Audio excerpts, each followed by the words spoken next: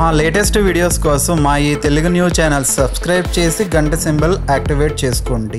రేపు అతిపెద్ద అమావాస్య గురువారం, పైగా పుష్యమి నక్షత్రం కూడా ఉంది. అంటే ఈ అమావాస్య గురు పుష్య యోగంతో కలిసి వస్తుంది. ఇలా ఆషాఢ అమావాస్య గురు పుష్య యోగం కలిసి రావటం చాలా అరుదు. ఇది ఎన్నో ఏళ్ల సంవత్సరాల తర్వాత వచ్చిన అరుదైన అవకాశం. అయితే ఈరోజు సాయంత్రం 5:12 నుండి 6:24 మధ్యలో పూజ గదిలో ఈ ఆకు మీద దీపం పెడితే చాలు, భూములు, స్థలాలు, ఇల్లు కొంటూనే ఉంటారు. మీరు కోరిన కోరికలు నెరవేరుతాయి. మీరు కోరినంత భూములు కొనుక్కునే యోగాలు వస్తాయి. ఎందుకంటే ఈ ఆకుకు అంతటి శక్తి ఉంది. చాలామంది భూములు కొనుక్కోవాలని, ఇళ్ల స్థలాలు కొనుక్కోవాలని ఎంతో ఆశపడుతూ ఉంటారు. కానీ కొనడానికి చేతిలో ధనం ఉండదు. ఎంత కష్టపడినా చేతిలోనికి ధనం అనేది రాదు. దాంతో భూములు, స్థలాలు కొనుక్కోలేక ఎంతో బాధపడిపోతూ ఉంటారు. ఇంకొంతమంది దగ్గర ధనం ఉన్నా అనుకోని ఆటంకాలు వచ్చి భూములు కొనలేరు. మరి కొంతమందికి ఇల్లు కట్టుకోవాలి లేదా ఇల్లు కొనుక్కోవాలి అనే కోరిక ఉంటుంది. కానీ ఆ కోరిక ఎప్పటికీ తీరక ఎంతో దిగులు పడుతూ ఉంటారు. ఇలా మీకు భూములు కొనాలనే కోరిక ఉన్నా, స్థలాలు కొనుక్కోవాలనే కోరిక ఉన్నా, ఇల్లు కొనుక్కోవాలనే కోరిక ఉన్నా చక్కగా ఈ అమావాస్య రోజు సాయంత్రం ఈ ఆకు మీద దీపం పెట్టండి. అలా దీపం పెడితే 6 నెలల్లోపే మీ కోరిక తీరుతుందని శాస్త్రాలు చెప్తూ ఉన్నాయి. మరి ఇంతకీ ఈ అమావాస్య రోజు ఏ ఆకు మీద దీపం పెడితే భూములు కొనుక్కునే యోగాలు వస్తాయి అనే విషయాన్ని ఇప్పుడు మనం ఈ వీడియోలో వివరంగా తెలుసుకుందాము. ఫ్రెండ్స్, ఫస్ట్ అయితే కామెంట్ బాక్స్లో ఓం శ్రీ భూదేవియే నమః అని కామెంట్ చేయండి. అలాగే ఈ వీడియోకి ఒక లైక్ కొట్టడం అస్సలు మర్చిపోవద్దు. అమావాస్య అత్యంత శక్తివంతమైనది. ఎందుకంటే ఇది అత్యంత అరుదైన గురు పుష్య యోగంతో కలిసి వస్తుంది. జ్యోతిష శాస్త్రంలో గురు పుష్య యోగాన్ని అన్ని నక్షత్ర యోగాలలో రారాజుగా భావిస్తారు. ఈ సమయంలో చేసే ఏ పనైనా సరే, ఏ పరిహారమైనా సరే అది ఖచ్చితంగా విజయాన్ని అందిస్తుంది, స్థిరమైన ఫలితాలను ఇస్తుంది. ముఖ్యంగా బంగారం, భూమి, ఇల్లు వంటి స్థిర ఆస్తులను కొనడానికి లేదా వాటికి సంబంధించిన పరిహారాలు చేయడానికి ఇది అత్యంత ప్రశస్తమైన సమయం. ఇలాంటి అద్భుతమైన గ్రహస్థితులు, యోగాలు అన్నీ కలిసి ఒకే రోజు అమావాస్య తిథి నాడు రావటం అనేది చాలా అరుదు. అందుకే ఇది అతిపెద్ద అమావాస్యగా మారింది. ఇక ఈ అమావాస్య రోజు సాయంత్రం 5:12 నుండి 6:24 మధ్యలో ఒక ప్రత్యేకమైన ఆకు మీద దీపం పెడితే చాలు, భూములు కొంటూనే ఉంటారు. భూములు కొనే యోగాలు వస్తాయని శాస్త్రాలు చెప్తూ ఉన్నాయి. మరి ఆ ఆకు ఏమిటంటే మర్రి ఆకు. హిందూ ధర్మంలో మర్రి చెట్టుకు అత్యంత పవిత్రమైన స్థానం ఉంది. భారతీయ సంస్కృతిలో మర్రి చెట్టు కేవలం ఒక వృక్షం కాదు, ఇది ఒక సజీవ దేవాలయం, నడిచే దైవస్వరూపం. దీనిని సంస్కృతంలో వటవృక్షం అని పిలుస్తారు. కనుక ఈ అమావాస్య రోజు మర్రి ఆకు మీద ఒక దీపం పెడితే చాలు, భూములు, స్థలాలు, ఇల్లు కొనుక్కునే యోగాలు వస్తాయని శాస్త్రాలలో ఉంది. ఏమీ లేదు, పగటిపూటే ఒక మంచి మర్రి ఆకును, అంటే చిరుగులు, పురుగులు లేని ఒక మంచి మర్రి ఆకును చెట్టు నుండి కోసి తెచ్చుకొని దాన్ని పసుపు నీళ్ళతో కడిగి ఒక పక్కన ఉంచుకోండి. సాయంత్రం 5:12 నుండి 6:24 మధ్యలో చక్కగా మీరు కాళ్ళు, చేతులు కడుక్కొని వీలైతే స్నానం చేసుకొని పూజ గదిలో మీ ఇష్టదైవం ముందు ఈ దీపం పెట్టుకోండి. లక్ష్మీదేవి ఫోటో ముందు పెట్టుకోవచ్చు, లేదా శివయ్య ఫోటో ముందు పెట్టుకోవచ్చు, లేదా వెంకటేశ్వర స్వామి వారి ఫోటో ముందు అయినా సరే పెట్టుకోవచ్చు, లేదా కృష్ణుడి ఫోటో ముందు, రాముడి ఫోటో ముందు, ఇలా మీ ఇష్టదైవం ఏ దేవుడి ఫోటో ముందు అయినా సరే ఈ దీపాన్ని పెట్టుకోవచ్చు. ముందుగా మీరు తెచ్చుకున్న మర్రి ఆకుకు పసుపు, కుంకుమ బొట్లు పెట్టి దేవుడి ముందు పెట్టండి. ఆ తర్వాత ఆ మర్రి ఆకు మీద ఆ రూపాయి బిళ్ళను ఉంచండి. తరువాత ఒక పిండి ప్రమిదను సిద్ధం చేసుకోండి. అంటే బియ్యం పిండిలో కొంచెం బెల్లం తురుము కలిపి ప్రమిద షేపు వచ్చేలాగా కలపండి. అలా సిద్ధం చేసుకున్న పిండి ప్రమిదను ఆ రూపాయి బిళ్ళ మీద మర్రి ఆకు మధ్యలో పెట్టండి. అందులో స్వచ్ఛమైన ఆవు నెయ్యి లేదా నువ్వుల నూనె పోసి ఒక వత్తిని వేసి దీపాన్ని వెలిగించండి. ఇలా దీపం వెలిగించిన తర్వాత మీ కళ్ళు మూసుకొని మీ ఇష్టదైవాన్ని మనస్ఫూర్తిగా ప్రార్థించండి.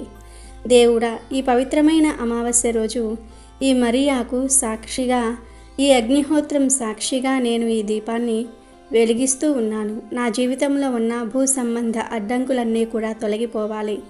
నేను త్వరలోనే సొంత భూమిని, సొంత స్థలాన్ని, ఇంటిని కొనుక్కోవాలి. అనగా కొనుగోలు చేసే శక్తిని, యోగాన్ని నాకు ప్రసాదించు దేవుడా అని మనస్ఫూర్తిగా సంకల్పం చెప్పుకోండి. మీరు కొనబోయే గృహం లేదా భూమి ఎలా ఉండాలో ఒక్కసారి బలంగా ఊహించుకోండి. ఆ దీపం కొండెక్కే వరకు దాన్ని కాంతిని చూస్తూ మీ కోరికను చెప్పుకుంటూ ఉండండి. దీపం కొండెక్కిన తర్వాత ఆ ప్రమిదను, మర్రి ఆకును, రూపాయి బిళ్ళను పక్కన పెట్టండి. మరుసటి రోజు ఉదయం ఆ మర్రి ఆకును, పిండి ప్రమిదను ఏదైనా పారే నీటిలో లేదా ఎవరూ తొక్కని చోటు మొదట్లో వేయండి.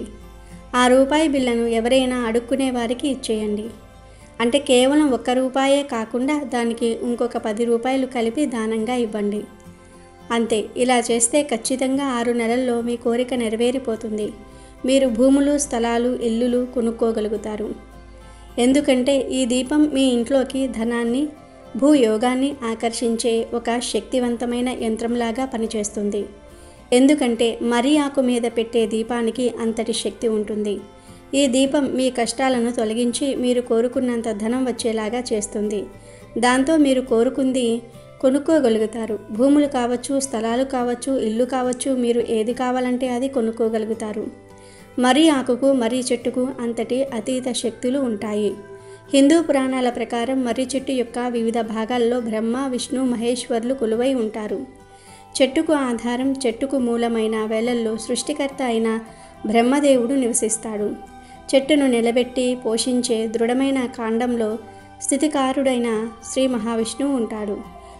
పైకి కిందికి విస్తరించి లయకు ప్రతీకగా నిలిచే కొమ్మలు, ఊడలలో లయకారుడైన పరమశివుడు కొలువై ఉంటాడు. అందుకే ఒక్క మర్రి చెట్టుకు ప్రదక్షిణ చేసి పూజిస్తే 1,000,000 దేవతలలో ప్రధానమైన త్రిమూర్తులను ఏకకాలంలో పూజించినంత ఫలితం వస్తుందని ప్రగాఢ విశ్వాసం. ఇది కేవలం ఒక చెట్టుకు నమస్కరించటం కాదు, సృష్టి, స్థితి, లయ అనే విశ్వచక్రానికే నమస్కరించటం. అంతేకాకుండా మర్రి చెట్టును జ్ఞానానికి కేంద్రంగా భావిస్తారు. ఆది గురువైన శ్రీ దక్షిణామూర్తి మర్రి చెట్టు కిందనే కూర్చుని మౌనంగానే మునులకు జ్ఞానోపదేశం చేశాడు. ఈ చెట్టు కింద కూర్చుంటే ఆధ్యాత్మిక చైతన్యము, జ్ఞానము, మానసిక ప్రశాంతత కలుగుతాయని సూచిస్తుంది. ఈ చెట్టు కింద చేసే జపము, తపస్సు, ధ్యానము 1000 రెట్ల ఫలితాలను ఇస్తాయని నమ్ముతూ ఉంటారు. మర్రి చెట్టు కింద కూర్చోవటం వల్ల శరీరానికి, మనసుకు సేద తీరటమే కాకుండా తెలియని ఒక దివ్యమైన శక్తి మనల్ని ఆవహించి మనలోని ప్రతికూల ఆలోచనలను తొలగిస్తుంది. మర్రి చెట్టు కేవలం ఆధ్యాత్మికంగానే కాకుండా ఆయుర్వేదంలో కూడా అనేక ఔషధ గుణాలను కలిగి ఉంది. దాని ఆకులు, పాలు, బెరడు అనేక వ్యాధుల నివారణకు ఉపయోగపడతాయి. మర్రి చెట్టు ఒక జీవశక్తి కేంద్రం. అది త్రిమూర్తుల ఆశీస్సులను, శాశ్వతత్వాన్ని, జ్ఞానాన్ని, సంతానాన్ని, ఆయురారోగ్యాలను ప్రసాదించే ఒక కల్పవృక్షం. కాబట్టి మీరు కూడా ఎంతో శక్తివంతమైన ఈ అమావాస్య రోజు మర్రి చెట్టు ఆకు మీద ఇలా దీపం పెట్టి భూములు కొనుక్కునే యోగాన్ని పొందండి. గురువారం రోజు పుష్యమి నక్షత్రం ఉంటే దానినే గురుపుష్య యోగం అంటారు. ఈ గురుపుష్య యోగం అమావాస్యతో కలిసి రావటం చాలా అరుదు. ఇది అతీంద్రియ శక్తులు కలిగిన రోజు. ఇలాంటి అద్భుతమైన రోజు ఎవరైతే దీనిని తెచ్చి బీరువాలో పెడతారో అలాంటి వారి ఇంట్లో లక్ష్మీదేవి తిష్ట వేసుకుని కూర్చుంటుందని, అష్టైశ్వర్యాలను, ధనాన్ని కురిపిస్తుంది. ఎంతో యోగవంతమైన ఈ రోజు ఏ చెట్టు వేరును తెచ్చి ఇంట్లో బీరువాలో పెట్టుకోవాలో ఇప్పుడు మనం ఈ వీడియోలో తెలుసుకుందాము. ఈ భూమి మీద అనేక మొక్కలు ఆయుర్వేద పరంగా మరియు ధన ఆకర్షణకు కూడా ఉపయోగపడుతూ ఉన్నాయని మన శాస్త్రాలు చెప్తూ ఉన్నాయి. అలాంటి ధన ఆకర్షణకు ఉపయోగించే మొక్కే సహదేవి మొక్క. ఈ మొక్కను సాక్షాత్తు అమ్మవారి స్వరూపంగా శాస్త్రాలు వర్ణించాయి. ఈ మొక్కను తెలుగులో, సంస్కృతంలో, హిందీలో కూడా సహదేవి మొక్క అనే పిలుస్తారు.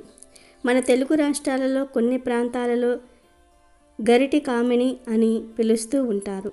సహదేవి మొక్కను సాక్షాత్తు అమ్మవారి స్వరూపంగా భావిస్తారు. ఈ మొక్కలు ఎక్కడ పడితే అక్కడే ఉంటాయి, విరివిరిగా కనిపిస్తూ ఉంటాయి. ఈ మొక్కకు చిన్న చిన్న లేత గులాబీ వర్ణంలో పుష్పాలు వస్తాయి. మన ఆంధ్ర, తెలంగాణ రాష్ట్రాలలో కాక భారతదేశం మొత్తం ఈ మొక్కలు ఎక్కడైనా సరే కనిపిస్తూ ఉంటాయి. అందరూ సహదేవి మొక్కలను చూసే ఉంటారు. పూర్వం ఈ సహదేవి మొక్క వేరుని తీసి అరగదీసి తిలకంగా ధరించేవారు. ఇలా ధరిస్తే ఎదుటి వ్యక్తులు ఆకర్షితులవుతారు. ఎందుకంటే సహదేవి మొక్కకు అంతటి శక్తి ఉంది. సహదేవి మొక్క వేరును తావీదులో పెట్టి మెడలో ధరిస్తే ఎలాంటి పని చేసినా సరే విజయం వరిస్తుందని, ధనం కలిసి వస్తుందని అందరూ నమ్ముతారు. అయితే గురు పుష్యయోగం మరియు అమావాస్య కలిసి వచ్చిన శక్తివంతమైన రోజు ఈ మొక్క వేరును సేకరించి ఇంటికి తెచ్చుకోవాలి. ఆ తర్వాత ఈ వేరును పసుపు నీటితో శుభ్రం చేసుకోవాలి. తర్వాత ఈ వేరును మీ ఇంట్లో పూజగదిలో ఇష్టదైవం ముందు పెట్టి దీప నైవేద్యాలు చూపించి ధనలాభం కలగడానికి ఈ వేరును వినియోగిస్తూ ఉన్నాను అని ఇష్టదైవం ముందు సంకల్పం చెప్పుకోవాలి. ఆ తర్వాత ఈ సహదేవి మొక్క వేరును చిన్న ఎరుపు రంగు వస్త్రంలో వేసి మూటలాగా కట్టి పూజామందిరంలో ఒక రోజంతా వదిలేయాలి. మరునాడు ఈ వేరును తీసి ఇంట్లో బీరువాలో పెట్టుకోవాలి. గురు పుష్యయోగం అమావాస్య కలిసి వచ్చిన సందర్భంగా ఈ వేరును బీరువాలో పెట్టుకుంటే ధనం మీ బీరువా వైపు ఆకర్షింపబడుతుంది. ధన ప్రవాహం వచ్చేలాగా లక్ష్మీదేవి దీవిస్తుంది. అష్టైశ్వర్యాలు భోగభాగ్యాలు కలుగుతాయి. ఈరోజు సహదేవి మొక్కకు విపరీత శక్తులు వస్తాయి కాబట్టి ఈ సహదేవి మొక్క వేరును సేకరించి బీరువాలో పెట్టుకుంటే విపరీతమైన ధన ఆకర్షణ కలుగుతుంది. ఖర్చులు తగ్గుతాయి, సంపాదన పెరుగుతుంది. ముఖ్యంగా ఎవరైతే ఎంత డబ్బు సంపాదించినా నిలవట్లేదు, ఖర్చయిపోతూ ఉన్నాయి అని బాధపడుతూ ఉంటారో వారు, అలాగే ధన సంపాదన పెరగాలి అని ఆశపడేవారు ఎంతో శక్తివంతమైన ఈ అమావాస్య రోజు బీరువాలో ఈ వేరును తెచ్చిపెట్టుకోండి. లక్ష్మీదేవి అనుగ్రహంతో డబ్బు వరదలాగా వచ్చి పడుతుంది. ఈరోజు చేసే పరిహారాలు కూడా కోటి రెట్ల ఫలితాలను ఇస్తాయని శాస్త్రాలే చెప్తూ ఉన్నాయి కనుక ధన సమస్యలు ఉన్నవారు తప్పనిసరిగా ఈ పరిహారం చెయ్యండి. బీరువాలో ఈ వేరును పెట్టుకోండి, ధనం ఆకర్షింపబడుతుంది. ఇది చాలా పవర్స్ కలిగిన అమావాస్య. దీనికే చుక్కల అమావాస్య అని కూడా పేరు ఉంది. ఈ అమావాస్యతో ఆషాఢ మాసం ముగిసిపోతుంది. ఇక ఈ అమావాస్య మరుసటి రోజు నుండి శ్రావణ మాసం ప్రారంభమవుతుంది. శ్రావణ మాసానికి ముందు వచ్చే అమావాస్య గనుక ఈ అమావాస్యకు ఎంతో ప్రాధాన్యతను ఇచ్చారు. ప్రతి నెలలో మనకు అమావాస్య వస్తూనే ఉంటుంది, కానీ దేని శక్తి దానికి ఉంటుంది. అమావాస్య రోజు భూమిపైన ఎన్నో దుష్ట శక్తులు సంచరిస్తూ ఉంటాయి. అందుకే అమావాస్య రోజు జాగ్రత్తగా ఉండాలి, తగు జాగ్రత్తలు తీసుకోవాలి. అమావాస్య రోజు నలుపు రంగు దుస్తులు ధరించకూడదు. ధరిస్తే ఏమవుతుందంటే చెడు శక్తి ఈరోజు ఎక్కువగా ఉంటుంది కదా, ఆ చెడుకు అట్రాక్ట్ అవుతాం. ఆ చెడు శక్తి వలన మనకు తెలియకుండానే మనం చేయకూడని పనులు చేసేస్తూ ఉంటాము. తర్వాత అరే ఏంటి ఇలా చేసేసాను అని ఎంతో బాధపడుతూ ఉంటాం. అందుకే అమావాస్య రోజు నల్లటి రంగు దుస్తులు ధరించకూడదని పెద్దలు చెప్తూ ఉంటారు. అలాగే అమావాస్య రోజు పెళ్ళిళ్ళు, అక్షరాభ్యాసము ఇలా ఎటువంటి ఫంక్షన్లు, శుభకార్యాలు చేయకూడదు. అలాగే అమావాస్య రోజు స్నానం చేయకుండా మురికిగా ఉండకూడదు. అంతేకాదు అమావాస్య రోజు రాత్రి సమయంలో మర్రి చెట్ల దగ్గరకు వెళ్ళకూడదు. 3 లేదా 4 రోడ్లు కలిసే చోటకు, నిర్మానుష్యంగా ఉండే ప్రదేశాలకు కూడా వెళ్ళకూడదు. దుష్టశక్తులు ఆవహిస్తాయి. ఈ అమావాస్య గురువారంతో కలిసి వచ్చింది కనుక ఈరోజు ప్రత్యేకంగా సాయిబాబాను పూజించి పాలతో చేసిన ఏదైనా స్వీట్లను నైవేద్యంగా పెట్టండి. ఇలా మీకు నచ్చితే సాయిబాబాను పూజించుకోండి. లేదు మేము సాయిబాబాను పూజించము అనుకునేవారు చక్కగా లక్ష్మీదేవిని పూజించుకోండి. అమ్మవారికి కూడా పాలతో చేసిన తీపి పదార్థాలను నివేదన చేయండి. లేదంటే దానిమ్మ పండు గింజలను నివేదన చేయండి. ఇలా ఈ గురువారం అమావాస్య రోజు మీ ఇష్టాన్ని బట్టి లక్ష్మీదేవిని కానీ బాబాను కానీ పూజించుకుంటే చెడు శక్తులు మీ దగ్గరకు రాలేవు. ఈ అమావాస్య ఎంతో శక్తివంతమైనది కనుక ఈరోజు ఇంటి ముందు కట్టిన దిష్టి వస్తువులను మార్చుకోవచ్చు. అంటే గుమ్మడికాయ, పటిక, కలబంద మొక్కను, నిమ్మకాయలు ఇలాంటి ఇంటి ముందు కట్టిన దిష్టి వస్తువులను మార్చుకోవచ్చు. లేదా ఈరోజే కొత్తగా దిష్టి వస్తువులను కట్టుకోవచ్చు.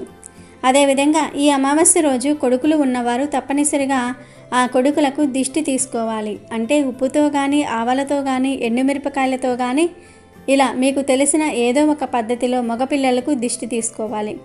అలా దిష్టి తీయటం వలన మీ కొడుకులపై ఉండే చెడంతా కూడా పోయి త్వరగా వృద్ధిలోనికి వస్తారు.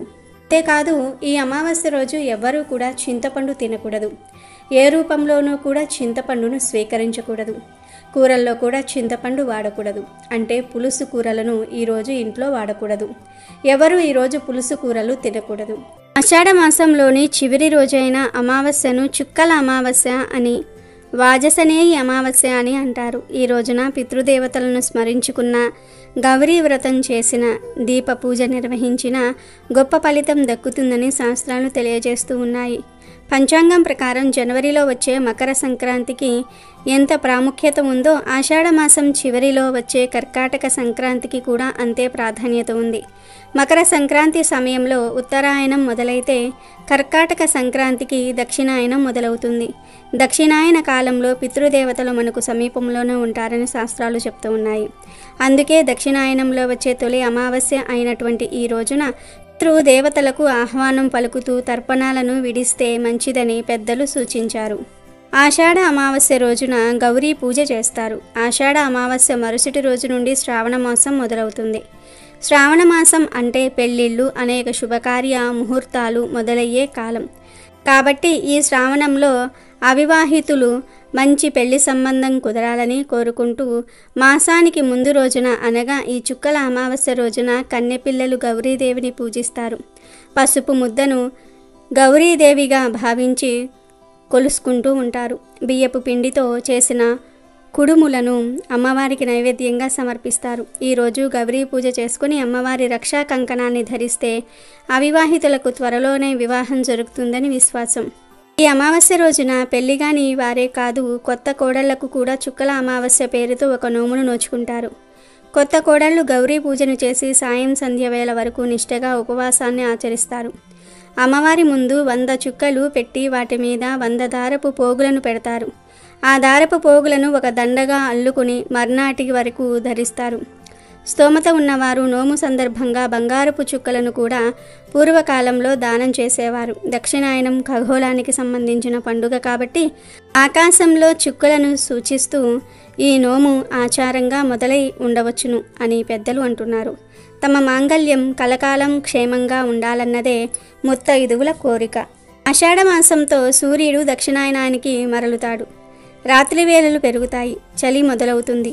చలి, చీకటి అనేవి అజ్ఞానానికి, బద్ధకానికి, అనారోగ్యానికి చిహ్నాలు.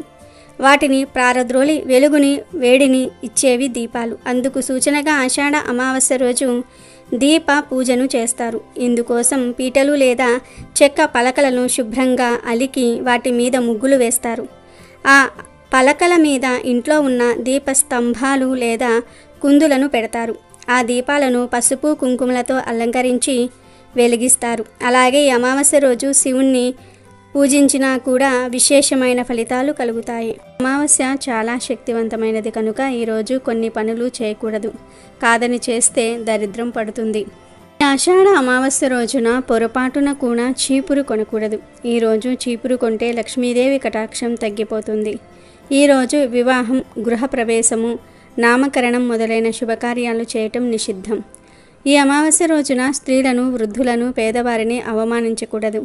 వీలైనంత ఎక్కువ మంది నిరుపేదలకు సహాయం చేయాలి. ఈ అమావాస్య రోజు పొరపాటున కూడా సూర్యోదయం తర్వాత నిద్రలేవకూడదు. అంటే సూర్యోదయానికి పూర్వమే నిద్రలేవాలి. ఇలా ఈరోజు చేయకపోతే అది దరిద్రానికి సంకేతమవుతుంది. ఇలా నిద్రలేచి తలస్నానం తప్పకుండా చేయాలి.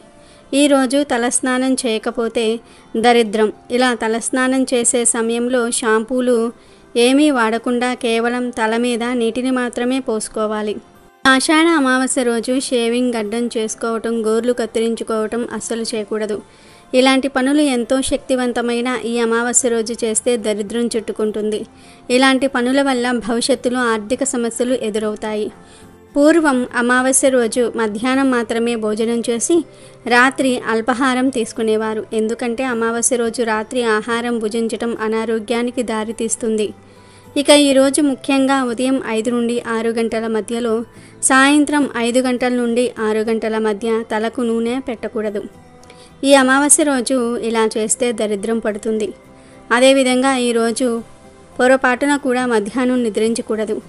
దరిద్ర దేవతను ఆహ్వానించినట్లు అవుతుంది అని శాస్త్రాలు చెప్తూ ఉన్నాయి. అమావాస్య రోజున పసిపిల్లలను సాయంత్రం వేళ బయటకు తీసుకురాకూడదు. కాలసర్పదోషం నుండి బయటపడేందుకు అమావాస్య తిథిని ప్రత్యేకంగా పరిగణిస్తారు. ఈ రోజున కాలసర్పదోషం నుంచి బయటపడడానికి వెండితో చేసిన సర్పాలను పూజిస్తారు. దీని తర్వాత వాటిని పవిత్ర నదిలో విసిరివేస్తారు. దీంతో పాటు గాయత్రి మంత్రము, మహామృత్యుంజయ మంత్రం కూడా జపిస్తారు. ఇక ఈ ఆషాఢ అమావాస్య రోజు గోమాతను పూజించటం వల్ల ముక్కోటి దేవతలను పూజించిన ఫలితం లభిస్తుంది. అంతేకాదు ఆషాఢ అమావాస్య రోజు గోమాత కనిపిస్తే కొన్ని రకాల ఆహారాలను తినిపిస్తే రకరకాల దోషాలు పోతాయి. తరతరాలకు తరగని ఐశ్వర్యం వస్తుందని వేదశాస్త్రాలు చెప్తూ ఉన్నాయి.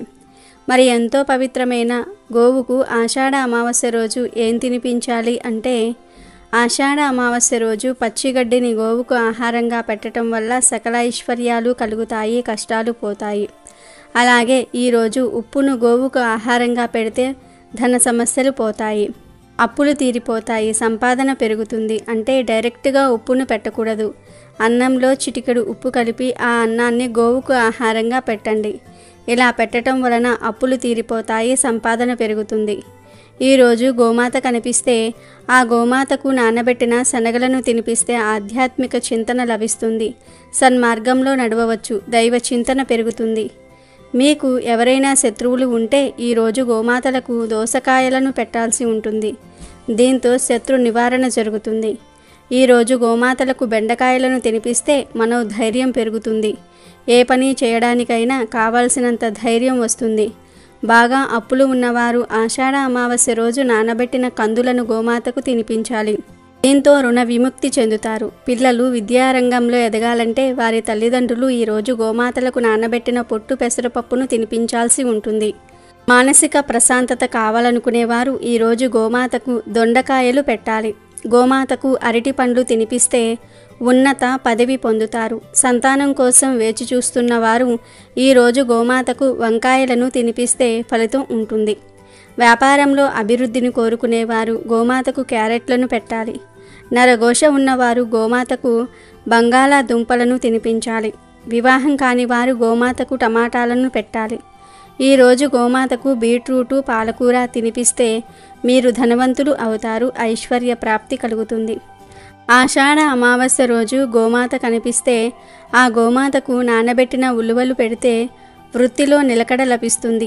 ఇలా ఆషాఢ అమావాస్య రోజు ఆయా పదార్థాలను భక్తితో గోవులకు సమర్పించుకుంటే మీకు ఉన్న సమస్యలు సులభంగా పోతాయి. తరతరాలకు తరగని ఐశ్వర్యం వస్తుంది. సకల దేవతల అనుగ్రహం కలుగుతుంది. భారతీయ జ్యోతిష్య శాస్త్రం ప్రకారం తిథి, నక్షత్రం, శుభదినం లాంటివి శుభాలుగా భావిస్తారు. శుభదినాన మంచి కార్యక్రమాలు లేదా నూతన కార్యక్రమాలు ప్రారంభిస్తే అంతా మంచే జరుగుతుందని విశ్వసిస్తూ ఉంటారు. ఎందుకంటే పవిత్రమైన సమయంలో నిర్వహించే ఎలాంటి పనులైనా అనుకూల ఫలితాలు అందుకుంటాయని అందరూ నమ్ముతూ ఉంటారు. గురు పుష్యయోగం కూడా అలాంటి పవిత్రమైన రోజే. గురువారం నాడు పుష్యమి నక్షత్రం కలిసి వస్తే దానిని గురు పుష్యయోగం అని అంటారు. ఎప్పుడైనా పుష్యమి నక్షత్రం గురువారం వస్తే ఆ రోజు శుభయోగం లేదా గురు పుష్యయోగం ఉందని అంటారు. దీన్నే గురుపుష్య అమృతయోగం అని కూడా అంటారు. గురుగ్రహం విజ్ఞానానికి సంకేతం, అందుకే గురుడిని పవిత్రంగా భావిస్తారు. పుష్య నక్షత్రం శుభ్రతకు, మృదుత్వానికి చిహ్నం, అందుకే దీన్ని గొప్ప నక్షత్రం అని కూడా అంటారు. ఈ బృహస్పతి పుష్యమి నక్షత్రం కలిసినప్పుడు శుభకాలం ప్రారంభమవుతుంది. ఈ కాలంలో చేపట్టిన ఏ కార్యాచరణ అయినా శుభప్రదంగా ఉంటుంది. హిందూ జ్యోతిష్యం ప్రకారం పుష్యమి నక్షత్రానికి ప్రత్యేక గుర్తింపు ఉంది. ఎందుకంటే పాలసముద్రం మదించినప్పుడు ఈ నక్షత్రంలోనే లక్ష్మీదేవి ఉద్భవించింది. దేవతలంతా గురు పుష్యయోగం రోజున స్వర్గంలో లక్ష్మీదేవిని పూజిస్తారు. అలాగే గురువారం శ్రీహరికి చాలా ప్రీతికరమైంది కావటంతో పుష్యమి నక్షత్రం గురువారం వస్తే ఆ రోజును అత్యంత శుభప్రదంగా హిందువులు భావిస్తారు. ఈ రోజున ఏ పని ప్రారంభించినా లక్ష్మీనారాయణుల అనుగ్రహం లభిస్తుంది. ఎలాంటి ఆటంకాలు లేకుండా చేపట్టిన పనులు పూర్తవుతాయి. ఏదైనా మంచి పని ఈరోజు ప్రారంభించడం వలన అంతా మంచే జరుగుతుంది అని నమ్ముతూ ఉంటారు. కానీ ఈ శుభయోగంలో వివాహాది కార్యాలు మాత్రం చేయకూడదు. ఎందుకంటే ఈ కాలం కళ్యాణానికి విరుద్ధం. ఈ గురు పుష్యయోగంలో వివాహాలు ఎందుకు చేయకూడదంటే పురాణాల ప్రకారం బ్రహ్మదేవుడికి శారద అనే కుమార్తె ఉండేది. ఒకసారి ఆమె వివాహానికి బ్రహ్మ అన్ని ఏర్పాట్లు చేశాడు. తీరా వివాహం జరగాల్సిన రోజు ఆయన మతి భ్రమిస్తుంది. కుమార్తె సౌందర్యానికి చెలించిపోయి సొంత పుత్రికనే వివాహం చేసుకోవాలని అనుకుంటాడు. ఈ విధంగా తన మతి భ్రమింపచేసిన మోహానికి కారణమైన పుష్య నక్షత్రంపై ఆగ్రహిస్తాడు. పుష్యమిలో ఎవరైతే వివాహం చేసుకుంటారో వారి వైవాహిక జీవితంలో సమస్యలు వస్తాయని బ్రహ్మ శపిస్తాడు. అందుకే పుష్యమి నక్షత్రం ఉన్న రోజు వివాహాలు చేయరు. గురుపుష్య యోగం అనేది చేపలు పట్టేవారికి బాగా అనుకూలంగా ఉంటుంది. గురుపుష్య యోగంలో గురుమంత్రాన్ని పఠిస్తే ఇంకా మేలు చేకూరుతుంది. వ్యాపార సంబంధిత చర్చలకు ఇది శుభ సమయం కూడా. జ్యోతిష్య శాస్త్రం ప్రకారం శని, బృహస్పతి ఇద్దరూ కూడా ఈ కాలంలో సానుకూల ప్రభావాన్ని చూపుతారు. జూలై 28న ఈ గురుపుష్య యోగం రాబోతూ ఉంది. ఈ గురుపుష్య యోగంలో శివుడు ఆయన కుమారుడైన విఘ్నేశ్వరుడికి ఆలయంలో పూజలు జరిపించాలి. ఇలా చేయటం ద్వారా దుష్టగ్రహాల ప్రతికూలతలు పోయి ప్రశాంతంగా ఉంటారు. అంతేకాకుండా మీ పనుల్లో అడ్డంకులు తొలగిపోతాయి, మానసిక శాంతి లభిస్తుంది. అంతేకాకుండా ఈ రోజుల్లో పసుపు రంగులో ఉన్న వస్తువులను దానం చేస్తే మంచి జరుగుతుంది అని శాస్త్రాలు చెప్తూ ఉన్నాయి. గురుపుష్య యోగం రోజున ఎర్ర ఆవుకు బెల్లం రొట్టెలు తినిపించటం ద్వారా ఆర్థిక సమస్యలు తొలగిపోతాయి. అంతేకాకుండా శుభ యాదృచ్ఛికంలో సంపద పెంచడానికి శ్రీ యంత్రాన్ని ఏర్పాటు చేయటం చాలా ప్రయోజనకరంగా ఉంటుందని పెద్దలు చెప్తూ ఉన్నారు. ఇది చేస్తే లక్ష్మీదేవి అనుగ్రహం పొందుతారు. అంతేకాకుండా ఐశ్వర్య వృద్ధి కూడా జరుగుతుంది. జ్యోతిష్య శాస్త్రం ప్రకారం గురుపుష్య యోగం పర్వదినాన కనకదార స్తోత్రాలను పఠించటం వల్ల మంచి జరుగుతుంది. అంతేకాకుండా ధనధాన్యాల కొరత అనేదే ఉండదు. మీ చుట్టూ సానుకూల శక్తి ప్రసరిస్తుంది. క్రమం తప్పకుండా దీన్ని పాటించటం ద్వారా వైభోగము, ఐశ్వర్యము పొందుతారు. శత్రువుల నుంచి విముక్తి లభిస్తుంది. ఈ గురుపుష్య యోగం రోజు అమావాస్య రావటం చాలా గొప్ప విషయం. ఇది చాలా మంచి యోగం. అమెజాన్లో బెస్ట్ డిస్కౌంట్స్ కోసం వీడియో డిస్క్రిప్షన్లో లింకు ఉంది, చూడండి. అలాగే మా టెలిగ్రామ్ ఛానల్ సబ్స్క్రైబ్ చేసుకోండి.